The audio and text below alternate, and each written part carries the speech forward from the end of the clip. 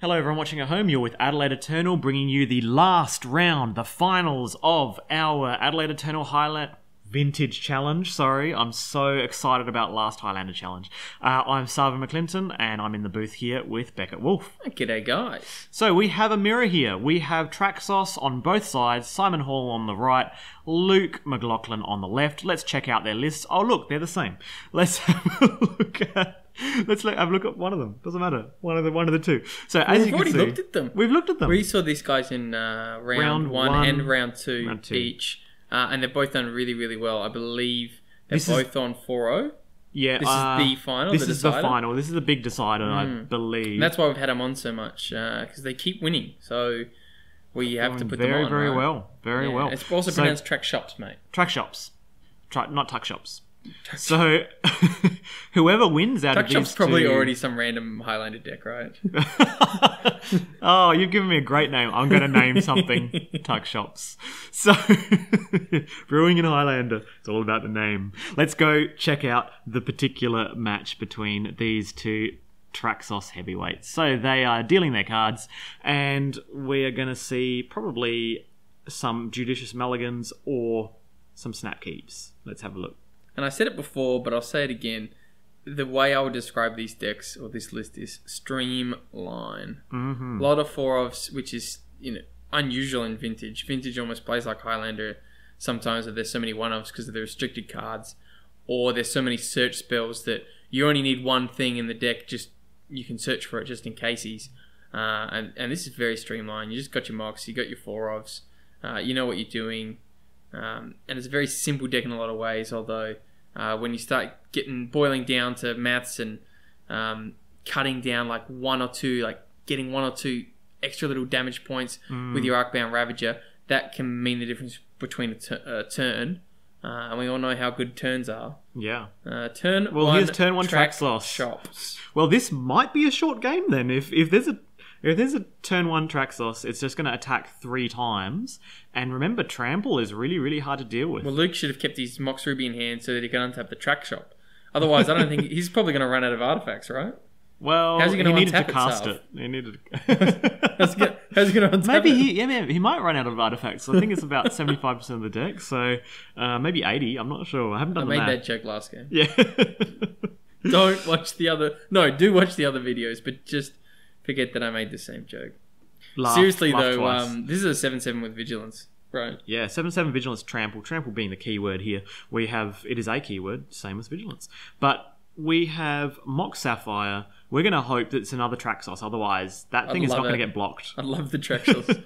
Traxos mirror, literal Traxos mirror. Traxos on both sides. Krug would be rolling in their... Scourge swamp. Where I don't know where I think they live in a mountain. Yeah, because there's heaps of really unplayable Krug-related objets d'art, like Amulet of Krug. That's unplayable. I've never heard of it. Well, that's probably a good thing. So, if you had heard of it, your brain would probably fry because it's so bad. Okay, well, Simon has Wastelanded there, and I don't love it. He is Wastelanding arguably the best land in Magic the Gathering ever printed. But I don't love it because now he just loses to Traxos. Yeah. So here's play a bad ballista for 1. Like it's a 2 for a 1/1, but it also does 7 damage. That's it.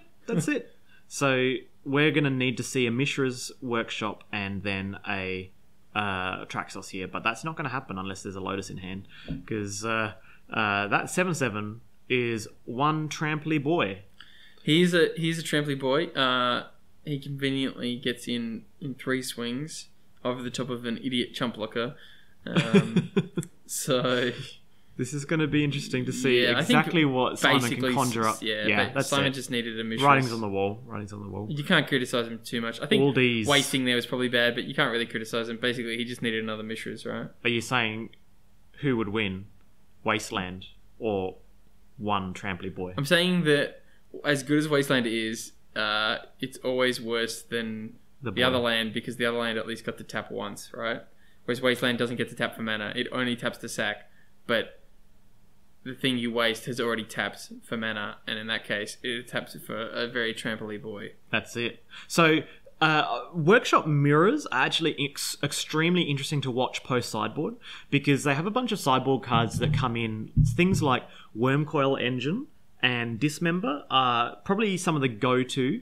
Sometimes people don't play Wormcoil Engine. They like to play Precursor Golem because Precursor Golem comes down one turn faster if you have Mishra's Workshop and Ancient Tomb, or some combination of Mishra's Workshop and 2 Moxen is more likely to happen than double Mishra's Workshop or Mishra's Workshop Lotus. Yeah, I mean 5 is cheaper than 6. Yeah, that's essentially what we're saying. Complicated way of saying it. But then we've got Dismembers, which are extremely good in the matchup because they hit key pieces and ensure that your opponent can't quite But you know what they don't hit? Combat.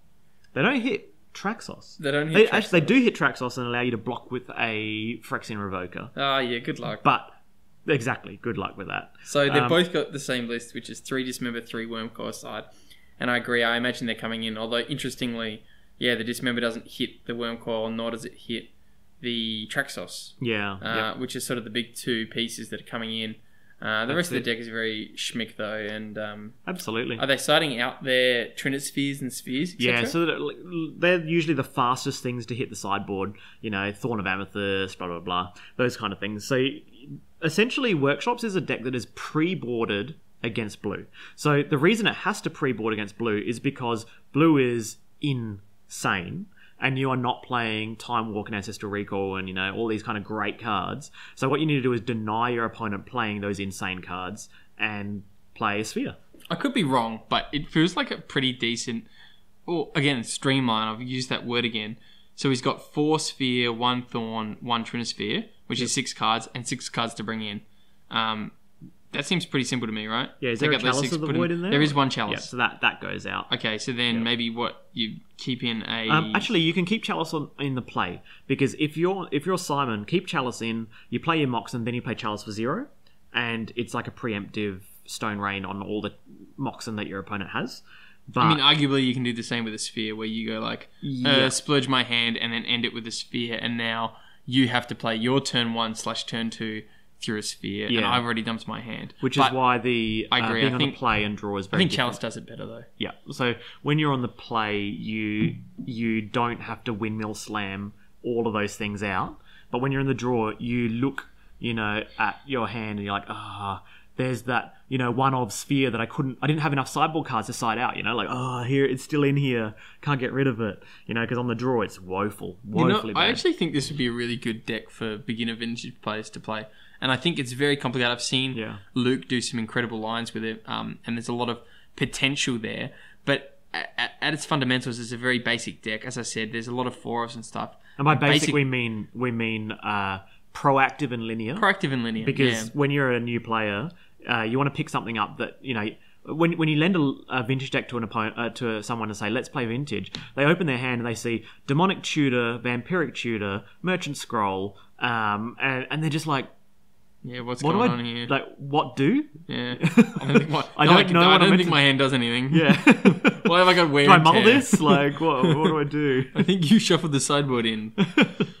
No. So I agree. Why is there a Pyroblast in the main? What? It's pretty obvious what it does, and I think you'd also learn. Whoa, this is a nice opener. Strip Mine into 3 mana worth of Moxen into Sphere, which is going to be a proactive lock, but no follow-up. Mm-hmm. If there was a Phyrexian Revoker or like Ballista for 1 or something before the Sphere, that would have been huge. So we were talking about the sideboards. This could be that one Sphere that I was talking about that Simon's kept in on the play. Just preemptively lock out your opponent. Yeah. If your opponent doesn't have Mishra's Workshop, Sphere does a lot of work. If your opponent has Mishra's Workshop, they can play through it.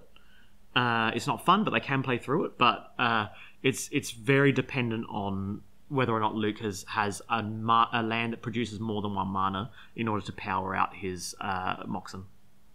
Yeah, I mean, I've got a feeling, this is just a guess, but given the chances that he actually hit the Sphere on turn 1, I feel like Simon might have kept in multiple Spheres. And his logic is just keep the Spheres in on the play, side them out on the draw. And that was his simple as logic. So this was Wasteland on the strip mine to prevent the strip mine from hitting Luke's own very important lands when a sphere is out. Here comes second sphere. So this is... It's actually not that great because he's got the mana crypt. So the game is getting slowed down by Wastelands and spheres. I love first sphere, but I hate second sphere. I agree, because Simon needs to deploy a threat because... Yeah, look... Ooh, okay, and now I'm mana crypt on the other side. Yeah. But Luke's the one with the Mishras, so Luke's going to have a better time powering things out. Yeah, next turn we could see like a Traxos or something with a... And I guess he had to do something, right? So, yeah, it's possible that... This is a good game. Yeah. A lot of jockeying for position, in this very first turn, second turn. First turn is very critical in the mirror here, and then turn 75 is very critical as well. Let's say turn 25 is very critical too when there's a big gummed up board. Making cheaper, very smart, very smart. Yep. So this is basically cancelling out sphere number 2, and here's a Mishra's Factory. Mishra's Factory is the one that attacks, and that powers out a sphere, a Mox, which costs essentially 1 mana when Foundry Inspector is out. He's inspecting the mana costs of everything. So now this is pretty much Luke's game to be in the driver's seat, because that Mox will activate his factory and he can attack for 5 3 times. And especially with the mana crypt out and the double sphere. The double sphere is working better for Luke here, which is why we're talking about siding it out. Your opponent plays threats and you play spheres. Wow. So no attack with the Mishra's Factory? Maybe he just... It's possible that it's like... I think you still want to attack. Some kind of like insurance policy about having a land to put counters on in the event of some kind of but you nasty can still business. tap But there's nothing... No. Yeah, exactly. There's nothing... I think you still wanted to swing on there. So he's pretty well locked. Simon. Yeah. Because not even Lotus is really a very good draw here. So this is an attack and present lethal next turn. Traxos there, obviously being able to trigger off pretty much anything in the deck. Down to 4, and we might just have our... Shortest vintage match ever. That's right. So this is a pass of the turn, and hope that you do 17 with your own mana crypt. Let's see, maybe they got Krark's Thumb out or something. I don't know. He's going to sack the mana crypt. the fear of it doing 17 damage to me. What if Simon plays triple fiber? So here we go. Let's see if there's an artifact, because this will determine the easy... Yeah, there we go. That's a Chief of the Foundry. All these cards that were irrelevant. And that's game. So hopefully you all enjoyed watching some Vintage today. And we will be bringing you next... the next tournament will be Legacy. Absolutely. And congratulations to Luke. He ended up going 5-0 with that. And Simon, I think, went 4-1 with the same build. Yeah, very good performance. Only losing to the mirror, so really good effort. Great build. I came second and Simon came third, but it was only on countback. Fundamentally, Simon and I were both 4-1. So I believe that the Traxos deck was the best deck of the day, since both players came first and third, or essentially 5-0 and 4-1. Very, very impressive from both of them. So we'll see you all shortly. Yeah, and then we'll see you for Legacy. Looking forward to it.